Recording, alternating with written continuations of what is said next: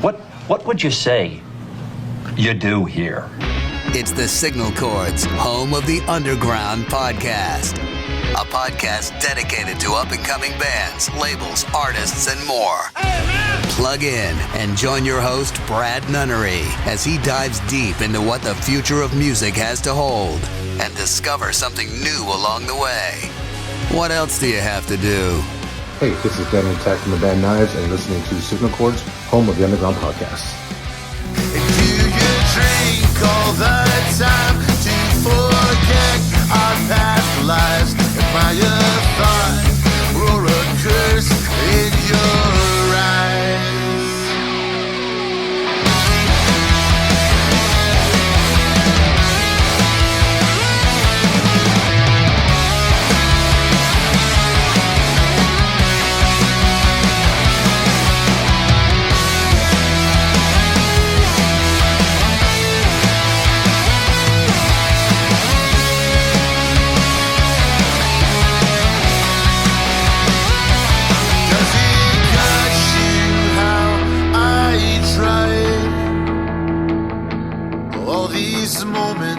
Do they sting like knives? Does your heart even know regret? Do my words twist inside your head? Tell me why does it hurt when we both walked away? Will this be why it does in our bones?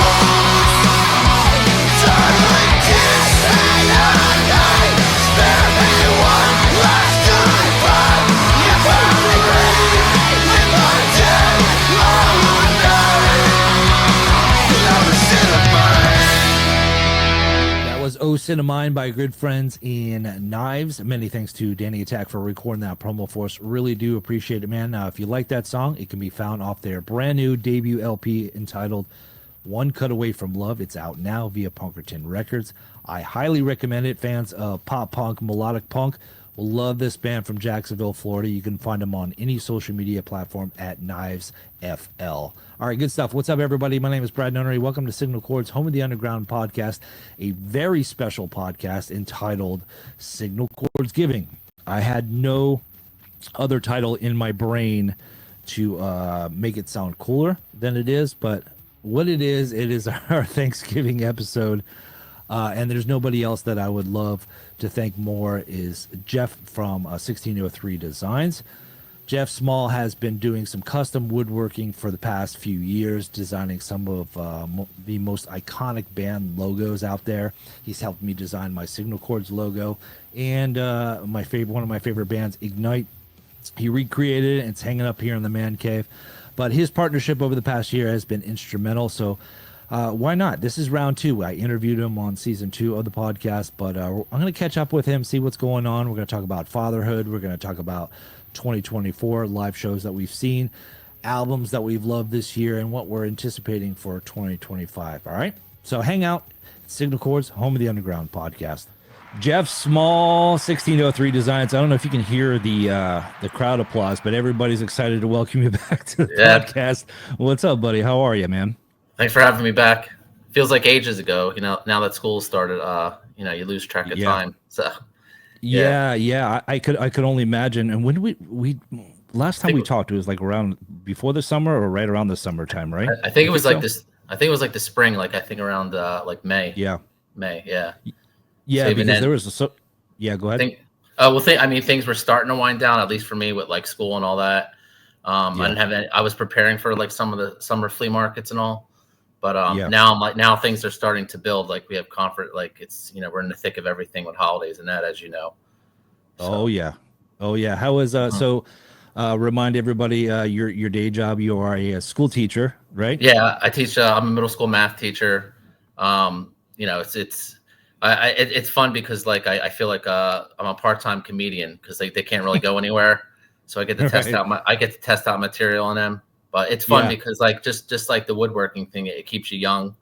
I work in a really good district. The kids are like I got a really, really good group of kids. I told them like they're probably like one of the best groups that have come through. They're really hard workers. So, Yeah. you know, I feel lucky that I got a job like that. So. Now, do you have certain years kind of fluctuate to where it's like you have a really great year and you get almost kind of like you expected the next year and then it just goes to crap the next year? Like, how does it work as far as a school teacher? Does it kind of come and go or what? Well, COVID definitely put a damper on all of that. I think anyone that was like a teacher, I'm sure like first responders or especially people that were working in mental health and obviously like sure. Your doctors and nurses and all that was a really hard time. And my daughter, she started the COVID year and we were taking advantage of the real estate market. So we were living with my mother-in-law. So it was stressful, but you know, I as a school teacher, I see that a lot of those kids had a lot of stress, especially those that were just starting out, especially socially. But I think we're finally on the up and up. And there's been a lot of support with like school counselors and things like that. So hopefully we won't have to go through that experience again. Oh man, I tell you what, I think we talked about this on the last podcast that we did.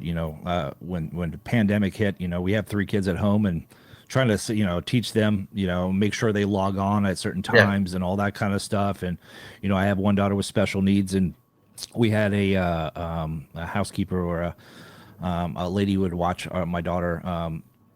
But then we had my 2 other kids, and I would have to teach one while I'm doing my day job. Make sure she was logging on. It was just such a nightmare, dude. And I'm so thankful, that those times are over with, because I think it put a lot of stress on parents. You know what I mean? Going through all that kind of stuff, and I think we've kind of bounced back now, or we're back in the cycle now, right? Yeah, I mean, even today when we're on social media, just going back to the music part, like, a lot of these guys that are in bands that we adore, we're legitimately scared about losing. It's a job for them as well, of course, but that was gonna fall. That was gonna fall through the cracks as well, and I think that everyone didn't have an outlet. Especially, people take for granted not being able to go to shows, and I think the first show I went to was like some Fish Talking Head cover band, and my buddy's like, "You sure you want to go?" I was like, "I just need to get out. I just need to get out. Just get out. See some live music." Right. So hopefully we won't have to experience that again. Yeah, but I think I think with everything going on, I think it's I'm a true testament of it. I created Signal Chords out of the pandemic. I think a lot of bands have regrouped and worked on songs and went back into the studio or just worked on song structures and all that kind of stuff, and came out of the gates running, because like this year and last year, like debut records from bands that I helped support on Signal Chords have been amazing. And I don't remember a time that I had 5 or 6 or maybe even 10 to 15 records that's their debut record that I actually like, oh my God, this is unreal. I don't know if it's just me working Signal Chords. I don't know if it's the pandemic and all these bands are huddled in because of the pandemic and they're working on their songs and all that kind of stuff. But the amount of talent that's out there right now, and I don't think a lot of people appreciate it on the outside that aren't involved with our scene, don't really understand, because there's so much good music out there. And I always laugh when people say rock is dead or punk is dead and all that kind of shit. Yeah, it's not the mainstream, but I think the pandemic really helped a lot of people kind of rediscover who they are. Yes. Rediscovered myself as well. Even though I got a really boring daytime job, I was able to get back into discovering new music and helping bands promote their music. You know what I mean? Yeah, I think a lot of people, and not just the punk genre, but just in general, people were like able to pick up an instrument. And I tell my students all the time, like we live in an age where you're very lucky that you can kind of teach yourself if you have the willpower to do so. And a lot of these guys that maybe have put the guitar down because of those just those responsibilities, were able to take a break and kind of let loose because they weren't able to go to see live shows or things like that, which was, I feel like that's what I'm seeing, at least, because a lot of these bands, especially from your podcast, I was able to discover, you kind of feel like you're in a state of like, where you're not really getting into anything new when you get older, but like with social media and podcasts and things like that, it's a good outlet to discover new things. So Yeah, it's I never thought I would be like, I'm fast approaching 50. I'll be 50 next year, and I never thought I would be in my later years, still discovering new music and wanting to do it. You know what I mean? And there are times that I do feel like, am I too old to like? yeah, Because some of these bands are a little bit out of touch for me as far as generational, bands and stuff. But it's all the same shit. You know what I mean? It's like all the same stuff. It doesn't matter how old or young, should I say, the bands are. I mean, I can't party like those guys anymore. yeah. Obviously, with kids and being 50, and I'm in bed by like 10 o'clock every night. But Yeah. I mean, there is such a lot of great music out there, and it's so awesome to still be able to do it, because it's what I've always known is discovering new music. And I like mainstream music. Don't get me wrong; it's still really good. But my wheelhouse, and I think I told you before, is like discovering those bands when they're young, and knowing that they have potential to be the next Metallica or the next Blink-182 or any of that kind of stuff. And it feels like you're like your own, like it's almost like a point of pride, to where you could see a band start off and then they just did big things, like Rise Against was one of those bands. Volbeat was one of those bands. You see these bands just like grow, and they just become, bigger than life. And you go, I remember when they're on their first record and no one 311, for an example. I tried to get everybody to listen to 311 way back in high school, and nobody's like, this is crap. But guess what? They're, 40 years strong now. So it stands the test of time, right? Yeah. Oh, yeah. And I think you have all girls, right? So I mean, a lot of times you have no choice but to be exposed to some of the music they like. Yeah. But if you looked at my oldest daughter's playlist, she's all over the place. I mean, it's anything from, of course, Taylor Swift to it was like she picked up the violin and she wants to learn how to play Crazy Train by Ozzy. Yeah, and I was like, okay. I was like, so we can see some overlap too. They say that she's picking it up pretty well because she has a bit of an ear for it. I mean, not, of course, I'm her father, but I think she has a pretty decent voice, I think, as well. So she can carry a tune pretty good. But like having them exposed, I would never like try and force anything on them. But if with just playing something in the car, she'll be like, oh, what's this? And then so it's fun, and then they introduce you to things as well, which is cool. I have an 11-year-old, and my oldest, she's 11, and she I think it was last year, like at Christmas time, she's like, I really like that Ghost song. And I forget, like, I'm not a huge Ghost fan. I've seen him live before, and that's a great live show. My buddy's really hardcore into him. I can't remember the name of the song, but it's one of their radio hits. And I was like, oh, crap, you're into Ghost? And I was so excited. And so, like, on the way home, we were at my sister-in-law's house. And I'm like, oh, if you like Ghost, you like this, blah, blah, blah. She's like, I was super excited just from that one song, and hoping that she would do it. But, yeah, it's all over the map. The playlist, it goes, Jason Derulo to to Ghost, and they have such a big palette with Spotify and these streaming services, right? Oh yeah, absolutely. And just the fact that she can either from the logos, because some of which have been repeats for me, but just if a song does come on where I can sneak it in, she'll be able to figure out who it is. So cool, pretty cool. Yeah, but so I'm just hoping that she sticks with it, because I know, like, when I started playing, I was in band and stuff in elementary school and middle school, and then it just wasn't cool anymore. And I was playing like the saxophone and stuff, but I kind of wish I stayed with it, because I think the instruments do. If you want to pick up something else, like, there is a good transition with learning one to the next, which is pretty cool. Yeah, so. I mean, just learning, learning how songs work and how they build, the pre-chorus, the chorus, and like, how songs structure and all that kind of stuff. It's a discipline, really. I mean, you have to play those notes, or have to play, your own way and find your own niche. But, I would love for my kids to discover it. Every once in a while they'll say something, I'm like, ooh, really? But my daughter, my other daughter, she, every time I have to leave and come in here to do a podcast, she's like, I want to get on the podcast. Can I do the podcast? So I think I might do like a separate, like me and James, like Brad and James show or something, like just do something funny on the side kind of a deal. But she's taken a real interest in it. I just haven't had her on it. I'm like, well, the type of people I'm interviewing, it's like, it's not that kind of format, but we can make something up and make our own stuff and get her a microphone and do our thing. Maybe that's her niche. You know what I mean? Oh yeah, you never know. Like sometimes of course friends are, as a teacher I experience this as well, that the friends have the biggest influences on some of your hobbies and things that you like, and they turn into being lifelong hobbies. We can only do so much as parents to kind of push them to things that are our interests too. But I mean, gymnastics. I know all these terms now because my youngest is into gymnastics, and I was like, "Oh, that's a front tuck that girl just put." And we're watching the Olympics and all that, and I genuinely had an interest in it because of her. So it's cool. You kind of live through them. But yeah, it's like the triple Indy. What was that from? From back to school. Yeah, that might be dating us. Yeah, that might be dating us. Well, next week's it's one of my all-time favorite movie of. Whether it's Thanksgiving or not, is Planes, Trains, and Automobiles. Everyone knows is it? That's what we watch on Thanksgiving Eve. Yeah, that's awesome.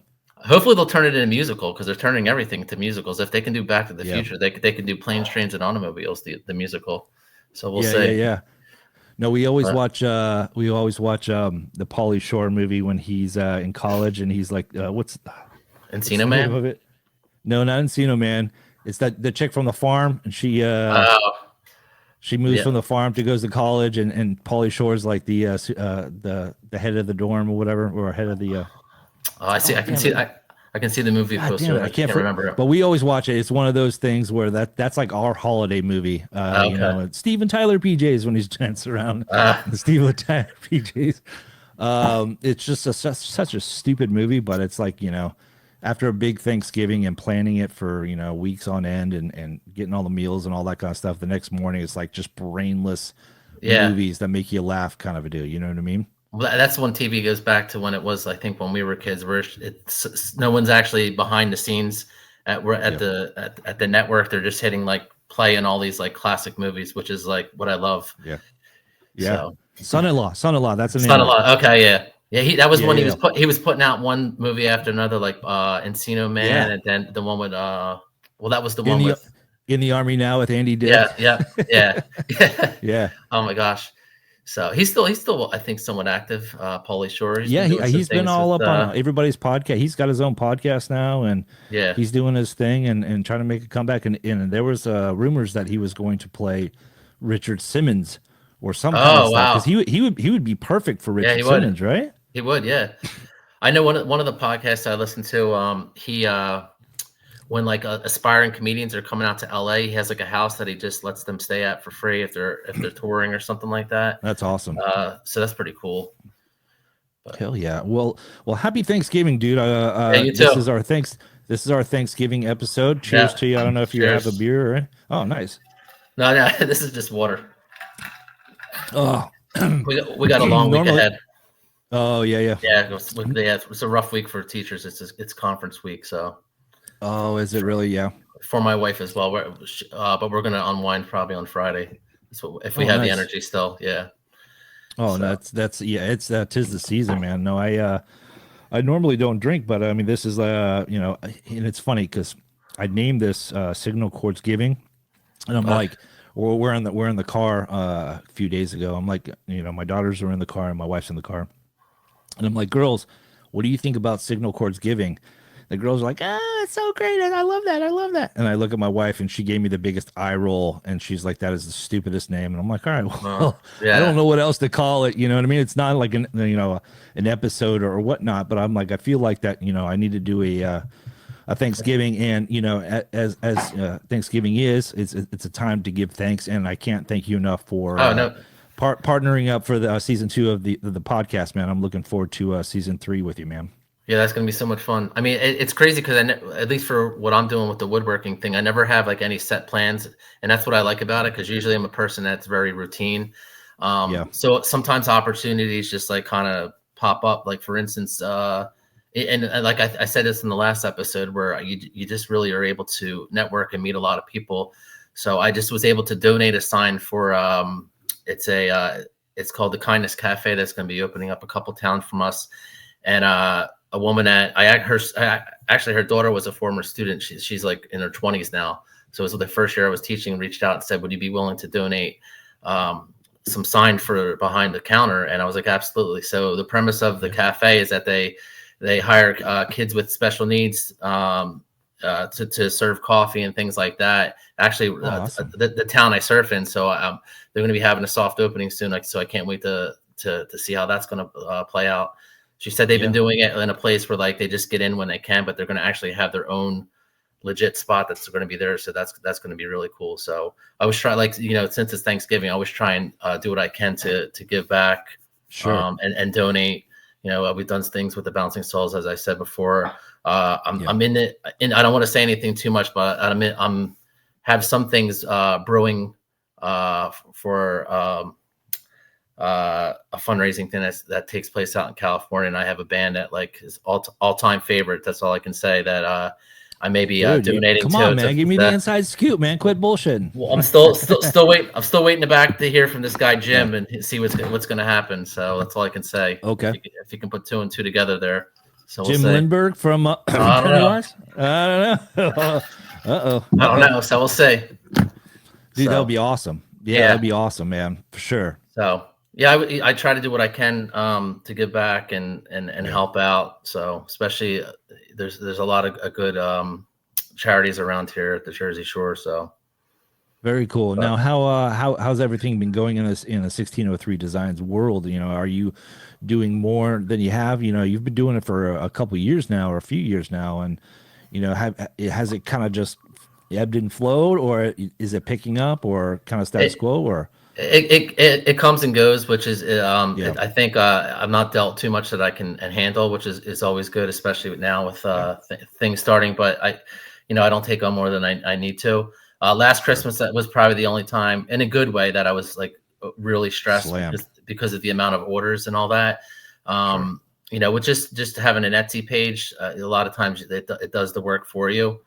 But right now, and I'm trying to like branch out to do some things that aren't just within the punk community, obviously, like some businesses and things like that.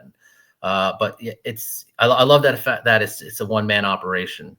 Obviously my wife allows me to have some time, taking the kids out and things like that, just to get caught up when she knows I'm getting busy. Yeah. But it's different from what I do for a living, and I'm my own boss, so I really like that aspect of it. So. Yeah, and it's pretty cool because being a school teacher, you're off for 3 weeks or whatever it is. I know the kids are. I don't know necessarily that you're off for 3 weeks, but you do have a little bit more time. But that's the busy season. It's like, it's so great to have that time off, but at the same time, you're probably cranking out orders because everybody's like hitting you up for gifts, right? I would imagine. Well, yeah. Also, I think after I've done this a while, I kind of know what the popular ones are. Like I have the big flea market that takes place in Trenton. I mean, it's huge. I can't remember the amount of vendors that they have there.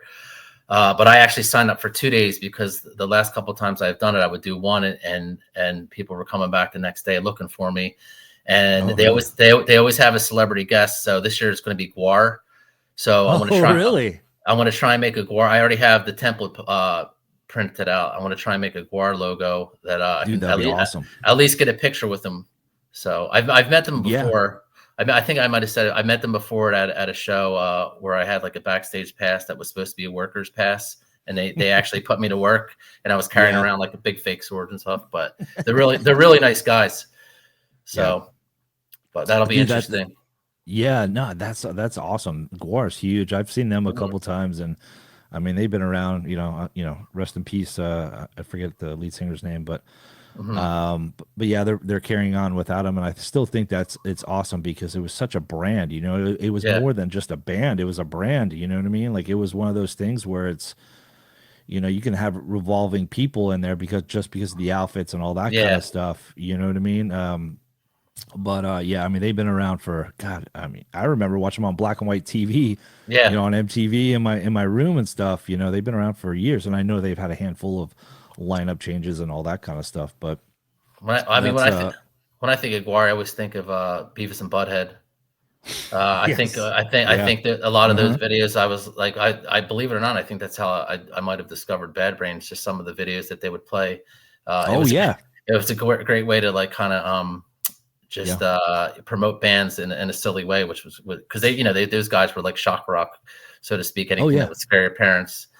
But Yeah, I remember Saddam a Go-Go. That's the first yes, thing. yes. That's the first song that I think about when someone tells me like Guar. I always think of Saddam a Go-Go. Yep, That's that the was on. I one think that was song. on like on tape, of course. It was on like some compilation tape or mix that I remember a friend of mine gave me, which was really Yeah. cool. So, but yeah, there's What's oh, go well, ahead. I was just gonna say like going with that. There's been a lot of good mashups this year. I think like that hot water music, Dude, quicksand, max up on yes. Tool. So That I mean the vinyl's not coming until like freaking 2027 or something. It's like wow, it's taking for I keep getting emails saying it's not coming until like February or March, but I swear to God, like I'm always kind of hesitant, like but Hot Water blew the oh my door gosh, off the yeah, Quicksand covers, man. Like just incredible. And Quicksand did an amazing yeah, Hot Water version, and it sounded. And my first take was, and listening to the Quicksand cover, Hot Water, it reminded me of old school Quicksand, oh like yeah, just loud and punk and all that kind of stuff. Because I mean, they're a little bit older now, and their music now is still it's kind of laid back. It's not as aggressive anymore. It's still yeah. really great stuff, but like them covering Hot Water music, they came out full barrels, just swinging, man, shooting. Yeah, It's you amazing. wouldn't you wouldn't think it It's would awesome. work. One of my Yeah, friends, um, first thing I did was reach out to him because he's a big Hot Water music fan, and he yeah, actually saw Quicksand when they did the entire Slip album for that one tour that they were on in the spring. And yeah, he's like, I can't believe how I mean, he's like, all he said was like, it works. It's crazy. You would not think if you know those bands that right. the covers are going to work, but it was awesome. So, and then the other one that I thought was really good that I listened to recently was the Refused album, where there's a couple bands covering some of the Yes. tracks from Shape of Yep. Punk to Come. I really like the Snapcase one. Is the one I levitated towards, but Yeah, it's real cool. Snapcase is they're legends in their game for that kind of stuff, that kind of hardcore screaming, comeback kid style, you know what I Yeah, mean? Like they were the godfathers of that. But yeah, I listened to it for a little bit. I listened to the Quicksand cover. I thought it was good. But by the time I got to it, it was pretty late in the night, and so I wasn't okay. giving it my full attention. And I'm like, all Mhm. right, well, that's good. I just wanted to listen to the bands I knew, and Yeah, say, oh, that's pretty good. But I really liked Refuse, the Shape of Punk to Come. I really liked that record. It was one of my first vinyls I got when I started collecting.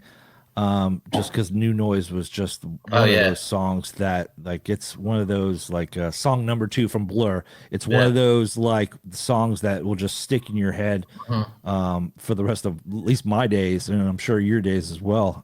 Such a great band and pioneers in their own right. I think that my friend that introduced me to it. He was he's still one of my good friends that I knew from college. He was all over with his music. I remember he would always be playing Dave Matthews on his guitar, but then he was a hardcore Tool fan.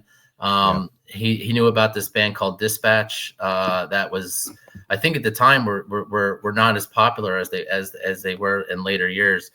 But then also the Bouncing Souls he got me into, and he's like, "Oh, you got to check out this band called Refuse." And I was like, obviously took it Yeah. with a grain of salt, knowing some of his other taste in music. But I was like you said, New Yeah. Noise like completely blew me away.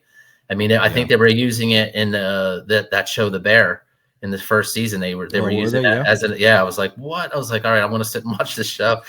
Yeah, they're gonna use New Noise. All right, we'll check it out. But one of the breweries around here called Neshemity Brewing has a beer called The Shape of Hops to Come, and they have like the whole That's awesome. the Yeah. the whole can is like from the cover, from that cover that Oh, you really? could Yeah. yeah, Yeah. I mean anyone that knows the band could spot that album from like across the room just because of the artwork on that cover. So it's Yeah, I mean, it interesting. was one of those monumental, like, kind of like you always remember Mhm. like that cover. There's certain albums that shape you, and you can always think about the cover. No Yeah. matter what. Mhm. And that was just such a, it was like minimalistic in a way Yeah. that It was the very way well that they from put it out. very Yeah, to me like very geometric. It's like a lot of yeah, like yeah, yeah. That's what I meant. Yeah, you almost look at it like stained glass from what I can tell. But there's all these yeah, different images of them like live and stuff, and it was unbelievable.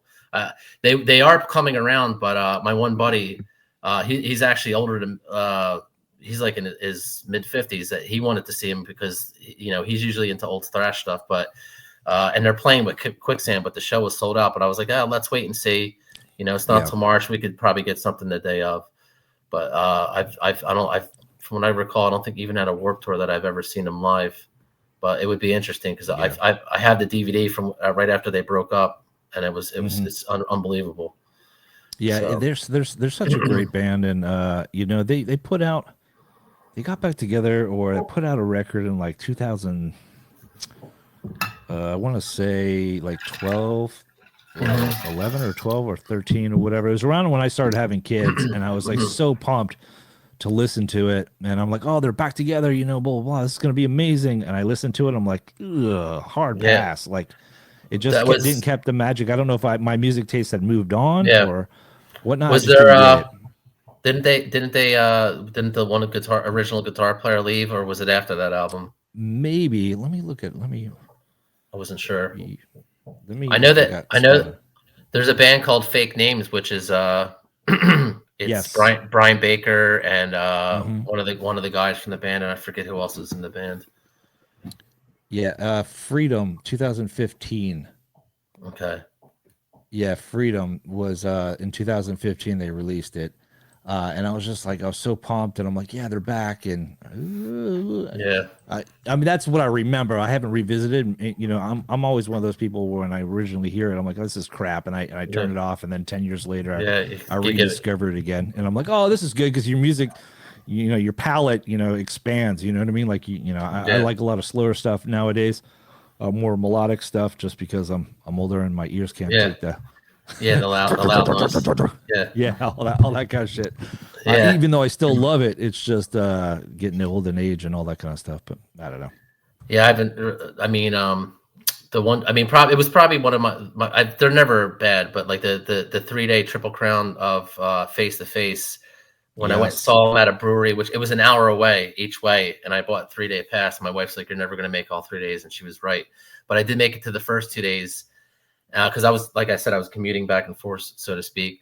But my one buddy was like, I've never seen a show at this brewery, and there's a whole room that's set aside for the live music. And he's like, I'm not a sound engineer by any means, but it was spot on. It was like I could hear Scott sing the backups. It was unbelievable. So hell yeah. And what albums did you wind up seeing? Don't Turn Away, and then Big Choice. But they were I was surprised because they would play the entire album, take a quick break, and then come back, and then they were doing stuff from the other albums that they were going to play on other nights. So I was like pleasantly surprised, and I got to hear everything I wanted to hear. So it was unreal. It was so much fun. Everyone that was there was the lights off now. Everyone that was there was obviously, like, I didn't feel like the oldest person there. Like, they were there because they wanted to truly be there. And I was swapping stories with people that used to go to the Trocadero, which was in Philly. So that was really cool, just to share stories. And I was like, oh yeah, I was at that show, and I remember this was the opening band, and this happened and that happened. So it was good to share stories like that and see that band live and still like crushing it. Yeah. And so was the third night the self-titled record? Mm-hmm. Oh man. Oh, you missed out on that one? Well, they played they played Complicated, Blind. So I meant that album. I remember they played a couple of songs off the stuff in there. Yeah. Which I thought they were going to make it exclusive, but I wasn't complaining either that they were going to do that. So it was really cool. Yeah. No, it was we went to my buddy Josh and I. We went and saw we went to the pre fest at Will's Pub. Okay. And we saw I think. So Rad Owl played, so it was really cool to meet Jeremy and the rest of the band there, and met John Snodgrass and got his verbal commit to do the podcast. So that's a little side note, because the guys in Rad Owl, they're the backing band for John Snodgrass. Oh wow! So when they played Fest, so it was a really cool story. And this all circles back to the Face to Face, but it was really cool. So when I met the guys from Rad Owl, I finally got to meet them in person, all that kind of stuff. Really cool guys, really cool. They played in like this really tiny bar next to Will's, and it was awesome. And the bass player, like, he grabbed me and he's like, stand right in front of Jeremy, like the singer, because like there's like nobody there. It's kind of like almost like a speakeasy kind of place. Okay. It's not like a concert venue, but they had so many bands playing that they had to like play at different venues, kind of a deal. And so got to see Rat Al, hang out with them, and see their show, and literally like I could high five Jeremy and the whole band pretty much. And anyway, so they get off the stage or whatever. It's not a stage; they just got done playing, and then they introduce me. And the whole time I see John Snodgrass like walking around, and I'm gonna tell my buddy Josh, because he doesn't really know who John Snodgrass is. And I'm like, dude, that's John Snodgrass. He goes, I don't know who that is. And I'm like, you don't understand. Like, he worked with Frank Turner, he worked with Joey Cape, blah blah blah. Yeah. And he knows all those guys. He's like, oh shit, no way. And I'm like, yeah. So make a long story short, John Snodgrass, like, I'm talking to the guys. I'm like, can I take your picture? Take a picture with you guys. They're like, yeah, absolutely. And he goes, John, come over here, take a picture. Can you take our picture? Like, oh my God, John Snodgrass is taking our picture. John Snodgrass is taking our picture. And he took our picture or whatever. And I shook his hand. I was like, man, huge fan or whatever. And so as I'm talking to John and thanking him for taking the picture, the drummer from Rat Al, he's like, hey, this is Brad. He runs the Signal Chords podcast. You should do his podcast. He goes, I'll do his podcast. Cool. And so I was like, oh, hell yeah. So we saw him later on in the night at Will's Pub, and I was like, hey, can I buy you a drink? He's like, yeah, I want a Jaeger bomb. And I'm like, all right, I'll buy you a Jaeger bomb. So I buy him a Jaeger bomb, and then he goes off into the other bar or whatever, because he was getting ready to perform. And my buddy walked out about 10 minutes later, and he's sitting with the Rat Owl guys, and he's like, oh, Brad, you just woke me up, man. I got the Jaeger bomb ready to go. Now I'm ready to go. And I'm like, oh shit. Oh God. I'm like, fucking, John Snodgrass said it, I pumped him up with a Jaeger bomb. So that was pretty cool. It was a thrill of the night. But so as they right before we left and coming back to face, my buddy Josh, I got him into face to face, and he loved him, and we used to play him on our show all the time on radio. And he's like, you know what song I really love? I really love that Blind song. It's like, I listened to it the other night or the other day on, like, random out of nowhere. He's like, dude, I fucking I love that. And he's seen him before. We saw him with Teenage Bottle Rocket many years ago. So he's seen him live before. But he's like, man, I've slept on that album. That album's incredible. I'm like, that's like the best album, that self-titled one. Yeah, that's they get so much better every time. I mean, I would think as you get older, you just get tired and like, but Scott's one of the nicest people. They bring so much energy to the show, and it's like you said, it's the one band that if they come around, my wife will go see. She didn't obviously want to travel out, 3 days in a row to see a show, which I understood. But hopefully it's the fact that they were able to do that in a place this close, because they've only done it in like major cities. I felt very lucky that I was able to be a part of that. So they did it one time here. They played downtown, and I couldn't make it. They did a Triple Crown here. Okay. I think about 2 years ago, 2 or 3 years ago. But it was funny because I do remember many years ago when they took their first break, or they broke up. They were supposed to play the House of Blues in downtown Disney, and a hurricane came around that time. They had to cancel, and then they broke up after they canceled. So they never rescheduled. They broke up for a while. And I was like, mother effer. And then they got back together, and obviously they're making new music and all that kind of stuff. But I remember around that time, God, I don't remember how long ago that was, but it was a pretty long time ago. But I remember just being so heartbroken that I couldn't see him, Yeah. I mean, I think at that time, a lot of those guys, because of what we said, just needed a break, kind of like the like when you write a paper, I guess you have to walk away and then come back and feel refreshed and kind of, you don't take it for granted. I mean, I don't think they took it for granted, but just, I mean, I'm sure it takes a toll. As a father now, I know that like being away halfway around the world's got to be tough. So, but yeah, that was a good show. Trying to think. The last show I went to was my buddy Tim's band, that band Earth. I know I keep trying to blow them up, but I tell him, I was like, I said I would tell you if I thought you were horrible. I mean, I genuinely think that they're they're really, really good, and I can't wait till the full length comes out. And then so I got to see Sam I Am, like I think it was like twice within like a year, when I never got to see him. You saw him twice this year? No, it might have been December of last year, but I'll count it for 2024. And then prior to that was in April in Philly. And then I was surprised that they were coming back around. But because of that show, I was able to discover another band called Cross Keys. Cross Keys are great. Yeah. Yeah, and I found out my friend Tim was with me at the show, and he's like, "Do any of those dudes look familiar?" And I know the one guy is in I think it's Painted Black, so that's why they don't get to play as much. But he's like, the other guys in the band all used to work at the Trocadero, and then he's like, really? Yeah. And they have a song called "R.I.P. Arch Street" because the Trocadero is no more, and I think they got a new song that's out. I'm not sure if they're doing a full length, but they're kind of all over the place. Like I know that the bass player is not far from me, and the rest of the guys are in Philly, so it's really hard for them to get together. A lot of times they're playing out where in like the same area that 22 plays, like Doylestown and things like that. Sure. So even local bands, sometimes it's hard for them to walk away from their regular responsibilities to tour a bit.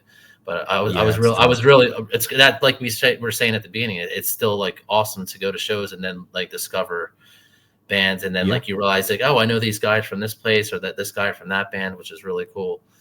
Yeah. So. This was the year, I think this year, kind of recapping, we're talking about shows. I think this was like the first year I attended a lot of shows, and I say a lot, but comparatively to probably the past 10 years, just due to the fact that helping promote, like any of the bands that come into town that I help promote and that I have kind of a relationship with, I'm going to go see. Like I hung out with Knives when they came to play, and they opened up for Fred Marcianero. I'm screwing up his last name from Taking Back Sunday.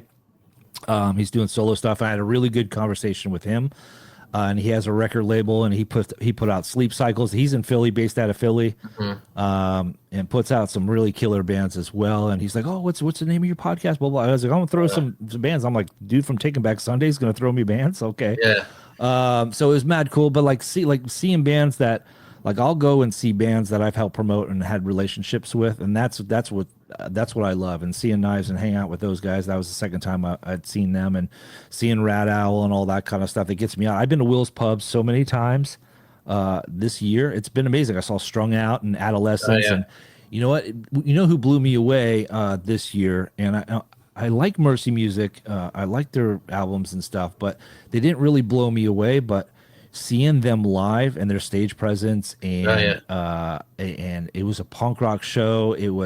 They're just, the bass player's all over the place. He's throwing his bass around, and he's a real showman, and the singer is a real showman as well. And I got to meet him at the end of the night. Really cool guys, but it was one of those bands where it solidified my fandom of them, because I've helped them promote music videos and all that kind of stuff. But awesome. I wasn't a huge diehard fan of them, but I am now that I've seen them live and seen their show. I understand why so many people like them. Yeah, I always see them on like when bands announce things. Because there's a band that plays.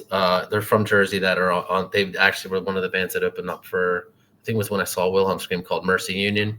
So I sometimes get the two of them confused, but I do see their names on a lot of the touring bills that are coming around. So I'm hoping that I've been stalking out Orange 9, and I see that they're in the studio. So that can only mean one thing. Oh, Orange 9mm? Yes, dude. Yeah, I mean, you and I share that love of Orange 9mm, dude. Not a lot of people know them, and so it's like, if I meet another Orange 9mm fan, it's like we're bros for life, because it's one of those bands where it's a very eclectic kind of band, to where it's like they were like the OGs of that rap, punk, metal, like that whole start of it. And like I remember seeing them, they opened up for it was Korn, Orange 9mm, and Deftones, and Korn and Deftones were on their first record. And Orange 9mm headlined in Virginia Beach when I was in the Navy in 95, 96. Okay. Blew me away. They were better than Korn, or I shouldn't say Deftones, but they were a lot better than Korn was. But yeah, I love Shaka. I love what he's doing. I know he's got a new cast of characters as far as band members and stuff. It's a completely different band, but I'm excited to see what's coming up. He seems really cool. I mean, obviously, it was at one of the Warped Tours where he happened to be like sitting. We were, I mean, there was no sitting at Warped Tour, but he was like sitting on the concrete next to us. We were checking out Seven Dust. It was one of those Warped Tours where I think Deftones was there too, so there might have been like more of a new metal, somewhat theme to it that I didn't pick up on at the time. But he seems very like a very down to earth person. I mean, obviously it's just through social media, but I'm in any shape or form, I would love to see them live. And some of the smaller venues around here are really cool. Like the one just closed where I just saw my buddy's band play, and we did where they had the punk rock karaoke. Unfortunately, that just closed up. But there's one down the street. The promoters are kind of taking over this place called the Log Cabin, which is even closer to my house. That my buddy said. He said it's super DIY. Like there's no stage. It's like an old school feel to it. So I'm hoping that some things pop up for that. Because I missed the boat on Ways Away live, and I've been like, my Spotify is like, please listen to other bands, and I'm all about Ways Away right now. The two new tracks that came out are so good. So good. Ways Away. We're going back to the pre fest at Will's Pub. Okay. So my buddy Josh is like, hey, Hot Water's in town tonight too, because he's got a buddy that's a big punker too, and he's going to he was going to the Hot Water show, playing the same night as the pre fest. I'm like, I didn't know Hot Water's playing like the same night. He goes, yeah. And so I looked it up, and Ways Away was freaking playing with Hot Water. I'm like, God bless it. Like I missed my opportunity. Like I don't know when they're going to be coming, to Orlando anymore. But I was kind of pissed because I really want to see them, and I'm like you, man. I'm all aboard Ways Away, dude. I love that band.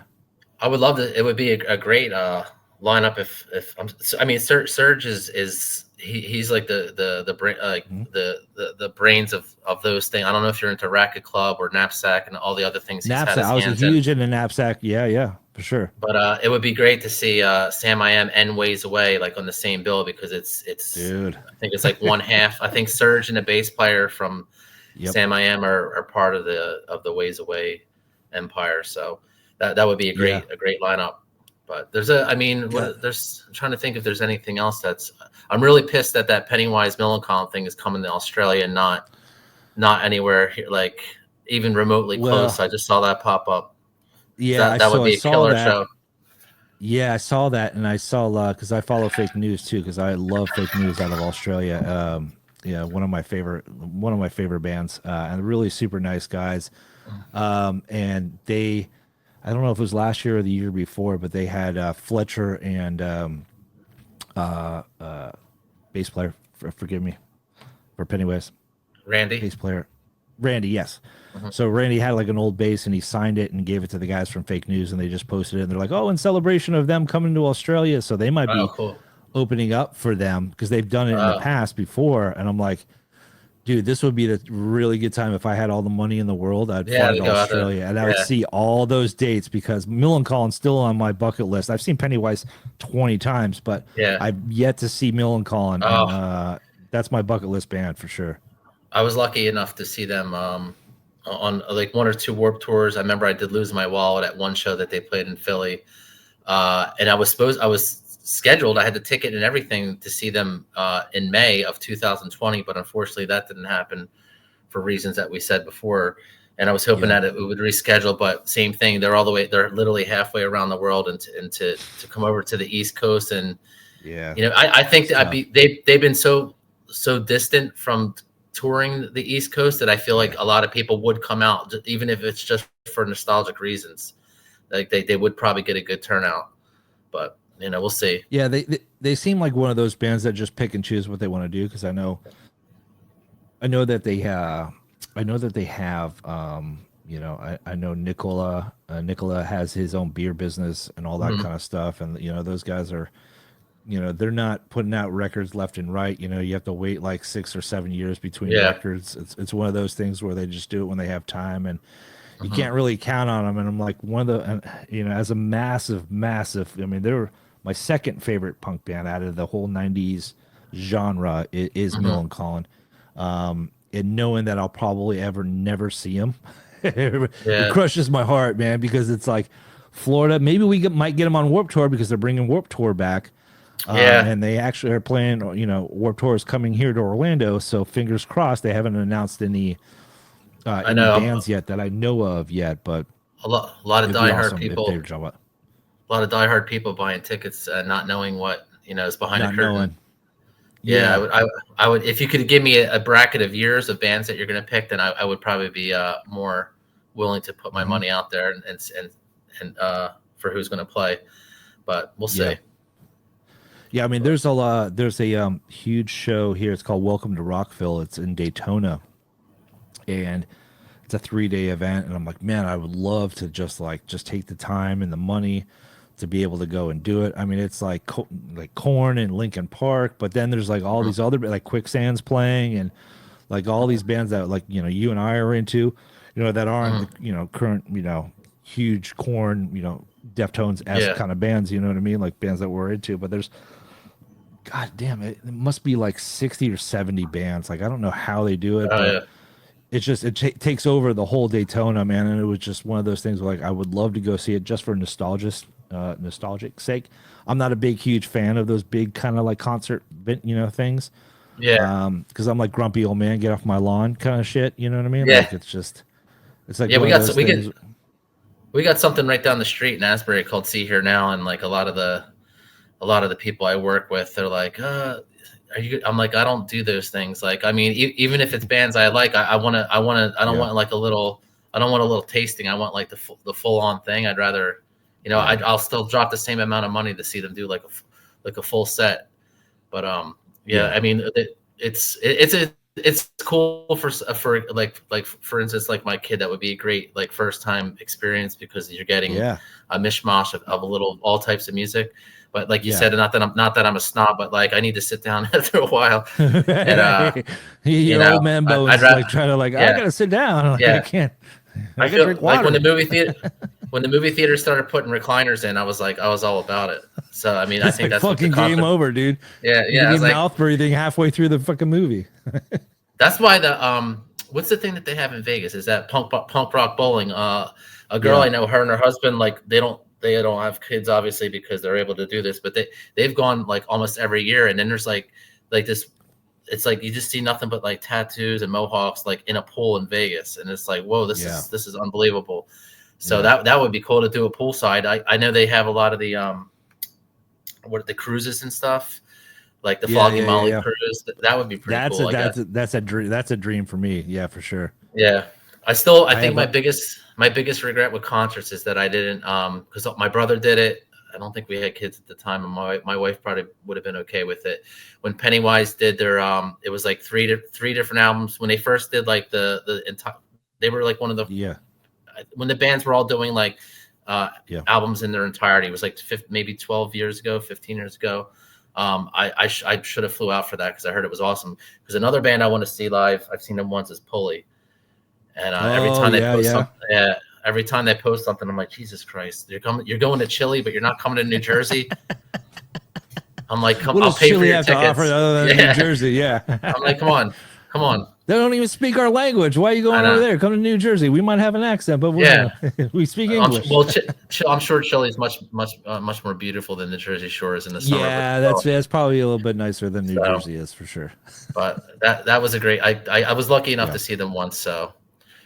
But yeah, Pulley would be Pulley's one of those bands that that reminds me of the 90s as well. Love to see them. They're on the bucket list. And you know what? Their last two albums were incredible. They're still coming out of the gate and just doing their thing. And I always associate with Pulley with like Belvedere from Canada, and I love what those guys are doing. They're still putting out like great music. There's a lot of these what do you call them?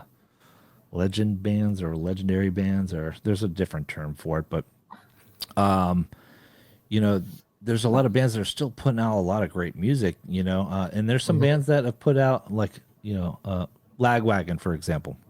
My favorite punk band of all time. Love Lagwagon. I love Joey Cape. Not so much his solo stuff, but I like Joey Cape in the Lagwagon kind of setting. But California was a hot miss for me, and I loved Hang. Hang was like the new Haas to me. Like Hang was like that was their redemption album. Strung Out had Transmission Alpha Delta. That was their Mhm. redemption album, and haven't really done anything since. You know, Yeah. we could talk about Strung Out too, in the show that I saw them, because I know you're a big Strung Out fan too. Yeah. But yeah, I mean, it's one of those things where it's like either hit or miss, but you're still a fan. You don't, regardless of what of they're course. putting out, all that kind of stuff. You know what I mean? Yeah, of course. I mean, you go see David Gilmour, Pink Floyd. He's not going to play. Like, check out this new song I got. They're like, Yeah, right. Yeah, you want to hear new songs with David Gilmour? Yeah, like the townspeople are going to come after you. So I mean, at this point, they know what the classics are, and I get it. That's your art. You want to grow and all that. But it's the things that you grew up on, and things are like music's nostalgic. Brings you right back to the things like that, and everyone has a different story for like why a song is a certain way. Like I see people that I'm friends with, or I just became friends with, post, they went to a show and someone played this song, and my buddy that we went through this experience together, they got to play it. So even at pushing 50, it's you still get those like high school vibes from live shows, which is I guess why we still listen to this music, or any genre, any genre, which is cool.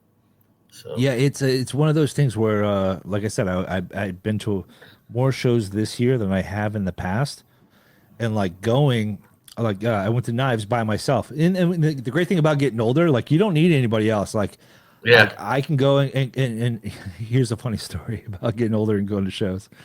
So I go see Knives because I wanted to support those guys there, and actually Brandon from Punkerton was going to send me all their records so they can have it at the show, but things never happened that way. But so I go out there to support them, and they were on like at 6:30. They were the first band to play, and there's like four or five bands playing, and the bands were really good. And it was like the first non-punk, because the bands that played after Knives were not punk. They were kind of like Taking Back Sunday. They were more that the Color Fred kind of bands, like Jimmy Eat World kind of thing. And it was really good to see bands that like I didn't know about, and I don't remember the name of the bands off the top of my head right now, but they were really good, and the singers were really good, and the music was really good. But I got to a point to where it's like, all right, it was great to see Knives, hang out with them, see their show, do all that kind of stuff, and and see a couple other bands. But like 10 o'clock came around, I'm like, all right, school night, I gotta go. Like I didn't even see Fred Machinero or whatever. I didn't even see his set because I was like, you know what, I'm by myself. I was borderline whether or not I could drive, and I'm like, all right, I'm just gonna call it a night. And that's when you start getting responsible. You're like, all right, well, I'm just gonna call it a night, because I had work the next day. It was one of those things. There's always that funny meme to where it's like somebody going like this, and it's like the old man at the show waiting for watching 20 openers, waiting for the headliner. It's kind of like one of those things. Well, people are old. People are old when they're posting on the social media page at the venue, like, can I see the set times, please? So I know if I can get maybe I can get a power nap between 6 and 8 o'clock. But the one band that you mentioned, what is it? Color Fred. The Color Fred, yeah. I've been doing some things with my buddy Brian and his wife at their house. It's called the Kill Shed, and it's like a super DIY. That was the show that I was able to be a vendor at when Greg from the Bouncing Souls played there. And I'm actually nice. I mean, the kid's younger than me, but that's the best thing about like what this area is, that I can network, and I'm discovering new bands. Like he was the one. He's like, you got to check out Late Waves, and then the lead singer did an acoustic set right before Greg, and I was like blown away. It's not super punk, but I definitely dig it, especially since it's a local thing. Like they're like, I think they're I want to say I thought it was like out by New Hope. I'm not exactly sure where they're from, but I know it's local enough that he'll play in Asbury a lot. I've worked with those guys on a couple of things. Let me see. Yeah, I've worked with those guys on a couple songs. They're a really great band. I really like them a lot. And I didn't see them. I didn't see them like I didn't see them all together, but they're a 3-piece, right? So he was just doing the solo acoustic stuff, opening up for for Greg. Yeah. Yeah, so they're speaking of the Bouncing Souls. I know Cy from the Jackknives. He's probably watching. What's up, Cy? Because he messaged me on Facebook that he was going to watch this. The Jackknives from California, they flew out to New Jersey and recorded their new album with Pete With Pete, from the yeah. Bouncing Souls, and I was just like, oh man, you know, we had Jackknives on the podcast and stuff, and they have a new album coming out that in 2025, and you know, just seeing them, you're like knowing that like I got to interview them, and now they're in like the studio with Pete, and it's Yeah. so cool to just live vicariously to see, you know, what they're Yeah. doing, and they're taking all the pictures and, you know, in Jersey, you know, all the boardwalk and all that kind of stuff. It was really cool to see the evolution of the Jackknives, and they got a new music video coming out this Friday, which is, by the time this airs, it's already out. But Okay. really, really great band, and one of my favorite records of this year is Ghost Radio by the Jackknives. So what's up, Cy, and everybody else over there. But yeah, it's cool to see them still doing it, and you know, seeing Pete like in the studio and all that kind of stuff. So yeah, love Bouncing Souls. And I saw Pete posted some things about that, kind of hinting at like something's going to be coming up soon with that band. So I'll definitely want to check that out. I'm excited to do. They're bringing back the Home for the Holidays at the Pony for. It doesn't run in. It's like just before New Year's Eve, and they always bring a great group of bands there. But the one I'm going to go the night that the Beach Rats are going to play, which is Pete and Brian from the Bouncing Souls, and then Brian Baker. Oh, Beach Rats, yeah, Beach Rats, yeah. And yeah. So I'm really stoked to see that. I don't know if that's going to mean that they got some new stuff coming out, but it's like 12 songs in like 12 minutes. The one album that they do have out is really good because they got the guy from Lifetime singing, which you know you can't miss his voice when it's the guy from Lifetime when you hear his vocals, which is really cool. I didn't know it was the dude from Lifetime. Really, he's the singer of the Beach Rats. Yep. Oh shit. Yeah. Oh man, I didn't know that. And then I forgot who the drummer is. My buddy said he knew who it was, so I'll have to look it up. But yeah, I like it because it's just quick, you know. Yeah. They hear Brian Baker. You get that Minor Threat like type feel to it, which is another show I wished I went to, the Gorilla Biscuits when they played at that small venue. I mean, it was packed. That thing sold out fast, but Brian got on stage and they did a Minor Threat cover because he lives a stone's throw from that venue. Yeah, he shows up a lot of spots. He was there for the punk rock karaoke when I was there, and I was like, "Oh God, this is going to to be." Don't let me go first. Do you go up and play the karaoke? Oh yeah. Well, I mean, so it was Randy, it was Greg from the Circle Jerks, and then a guy from the Dickies, and a guy from Goldfinger, and everyone was like, "Wait, this is a live band?" And I was like, "Yeah." And you sign up, and then they call you up. It was so, oh my God, it was so much fun. I'm so glad I did it. Oh yeah, God, that's so awesome. And what song did you sing? I did Disconnected. So nice. I had some Liquid Courage as well. But the coolest thing about that is everyone that was there like had each other's backs, like and there was all walks of life. We had people older than me, like there was kids up there. People that I think one girl, I was like, this girl looks like she's the secretary, like she's like somebody's secretary at a doctor's office, and she went up there and was like going like balls out. Yeah, it was awesome. So I was like, I could do this every Friday, like as a happy hour. Dude, that'd be great. Fucking so awesome. Be able to like just say you played with all those guys. That's so awesome. They don't do that type of shit here, man. Yeah, you got to keep an eye out because I was really surprised. I was like, is this like a misprint? Like I was like, they're really coming to Jersey at this dive bar, but it was in the middle of winter. They really probably didn't have any other things going on, but I would keep an eye out because I know they usually do some things out in California because that's where they're based out of. But I would keep an eye out. I wouldn't be surprised if Florida comes up. Just make sure you record whatever you do. So you have that. I don't know. Well, I here's a little secret. I don't do karaoke. The only thing I do karaoke is an impression of Louis Armstrong. What a Wonderful World. Okay. And so I bring the house down because it's like I'm like this tall white boy that goes in there, and I sound just like him, and people are like, what the fuck? Oh my gosh. And I'm like, what a wonderful world. And like people are just like blown by, and I did it around my dad's passing in New Smyrna. we had a my whole family came into town, and I'm like, I don't want to do karaoke. I'm not doing karaoke. And like my sister knows that I do What a Wonderful World, and I'm just sitting in the back, and so like the DJ guy comes with his microphone over to the table where I'm at. He's like, "You're up next." I'm like, "Oh God damn it!" My sister like went and told the dude that I do it.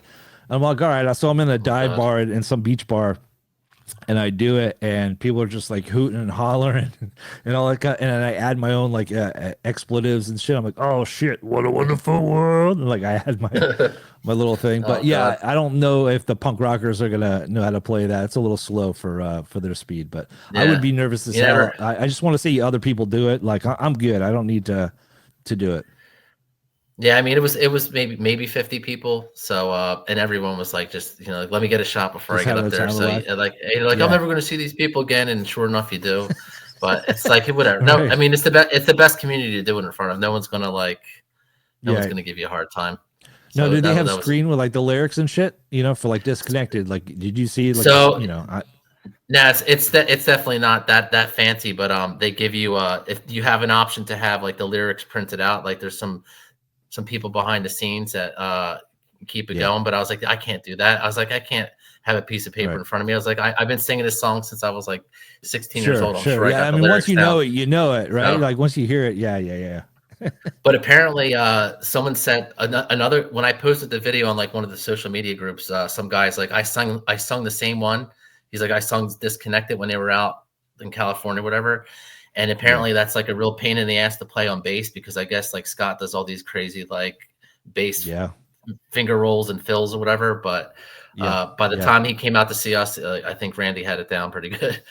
So it was fun. That's awesome. That's awesome. Yeah. All right, so let's recap 2024. What was your favorite record from this year? Favorite record? I would have to say, I mean, the 22 album was awesome, and then the other one's the Chaser album was unreal from front to back. Yeah, I mean, I'm really blown away by those guys. I'm trying to think of some other ones. I mean, well, the Ways Away one isn't quite out yet, but a lot of stuff that wasn't new to the world, but new to me, like the Cross Keys. I was super stoked to discover those guys. I think, like we said, I'm 46 years old and I'm still like discovering new music. So I think all those, and it's crazy because they're a lot of them are close. Like they're very close to where I'm at. So I'm stoked that I have that opportunity to see them, more frequently than I would a band like Pennywise or like we said, Millencolin. So all those bands, and I'm stoked that I get like we said, still able to discover that. So yeah. Probably any of those albums. All right. So what's your favorite logo to build out of wood? What's your like favorite that's either easy or like you just enjoy doing it? What's your favorite that you've done in the past? I think recently the one that I've liked, and I was one of those ones that I just messed around with, was the MXPX Poconacha one. Was really cool because I got to use some colors that I wasn't sure they were going to work, and since every time someone sees it, like everyone has some experience with MXPX. I think especially if you went to college in the late '90s, so that one's been really fun and pretty popular to do as of late. So I have some other ones that I have a Descendants one that I was looking at my little figurine in the office. I was like, I want to try that. So it's often one of the more recent ones. I might have to keep that one though. So because I'm going to be able to use some. Yeah. I never really get to keep them. Yeah, so. I would have like I'm seriously. I know you're working on one for me right now, and we'll keep that a secret right now. But I literally I have like my next 3 already lined up, like that I know I want you to do, and I know that you would want to do them, and I'll be more than happy to throw money at you. Because I love what you do. I've always loved signs. I've always loved stickers. I've always loved logos. I think it's important. It's branding. I love all that kind of stuff, and I love what you do, and I'm really jealous. Like I said, I started my own like little sequence board thing, and it's going okay. I'm not going to bore you with it, I'm still working out some kinks.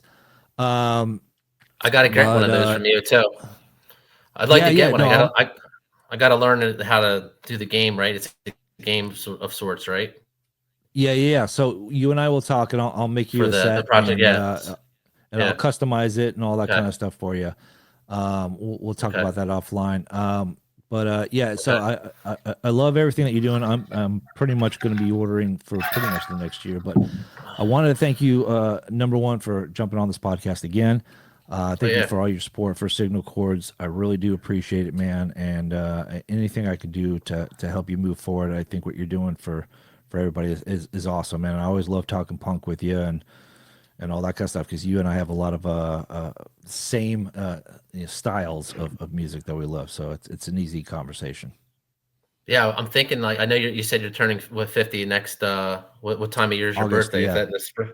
Oh, August. Okay, It's in August. So that's Yeah. That's right around Fest. I don't know if I could convince my wife to let me go for the whole entire Shit. thing, but maybe I could, because like I said, my buddy Tim, he usually goes, but I think he was doing something.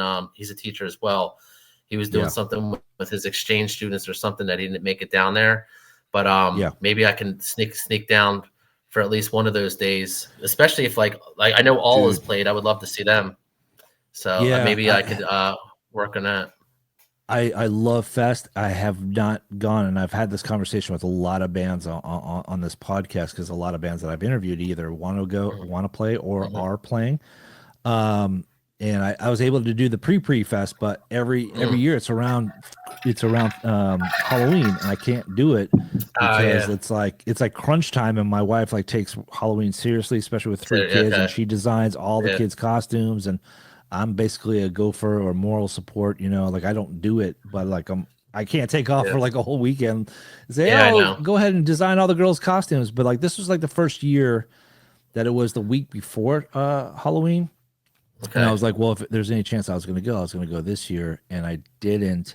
But if you're going to come down, I will go, and I'm going to tell my wife I'm going to put my foot down one year, because I think she's wanting to simplify it next year, because this past Halloween, she worked on my kids' costumes from 8:00 in the morning till 8:00 at night. We're 2 hours late for the party that we needed to go to that night. So the party was at 6. She didn't get done with their outfits until 8:00 that night. So for like 12 hours, she's working on these kids' costumes and shit. So I'm like, all right, cool. I'm like, I would love, and if I go to Fest, like if I get time off to go to Fest, like I'm doing it 3 days, man. I have friends in Gainesville that I have a free place to stay. So I don't have to worry about that. So, but that's great. But at the same time, it's like I just need that time away, and I have to do some, massaging and try to put it in her brain, like, hey, I might want to do this this year. But like keep me posted. Let's do it, man. I definitely want to do Fest and do it up and do it big, dude, for sure. Use your 50th as leverage. Maybe you could do that. Use your birthday as some leverage there. So use it as like a layaway. Yeah, we're trying to do this trip. We're trying to go to the Keys for my 50th. Nice. So we're gonna do that in November. My birthday's in August, but it's like hurricane season, and it's like peak season for it's peak. I mean, it's still hurricane season right now, but it's like peak summer season for everybody and their summer and all that kind of stuff for my birthday. So like either I do it in May, which we have like 2 or 3 other, we have spring break for the kids and all that kind of stuff, and so we can't get out around there. So like November seems like to be the date that we're going to go to the Keys. So I can't use that as leverage, but we'll see. I think she'll warm up to it. I just haven't presented it to her in a formable fashion to where she'll be like, oh, I don't mind if you go. But if I say, hey, Jeff's coming down from fucking New Jersey, and she knows she knows I'm interviewing you and all that kind of stuff, and that we're boys, and she'd be like, oh, you and Jeff just go have some fun, so maybe I just like use that as like an excuse. Okay, that sounds good. So well, Jeff, dude, thank you so much, man. I appreciate it, dude. Good talking to you, and we'll probably do this before before the end of next year for sure. And we'll maybe make a plan to do it like every 3 or 4 months, whatever. Just touch. Yeah, that sounds good. And see what's happening. Do it up and all that good stuff. But I'm anxious to see my my other boys. But take your time on it. No rush. I know you're super busy, but I'll definitely promote the shit out of it because it's going to be a good one. I have a feeling. All right, cool. Thank you. I appreciate it. And happy Thanksgiving. Happy Thanksgiving. Cheers to you, brother. Here, Yes. cheers your water. Yes. Happy Merry Christmas. Happy Kwanzaa. I don't know if you're Jewish or happy happy holidays, should I say? I celebrate it all. Hell yeah, brother. Any reason to party. So. Well, it's Tuesday. Okay, I'll drink. No. Yes. So. All right, dude. All right, good man. talking to you, man. We'll talk to you soon. All righty.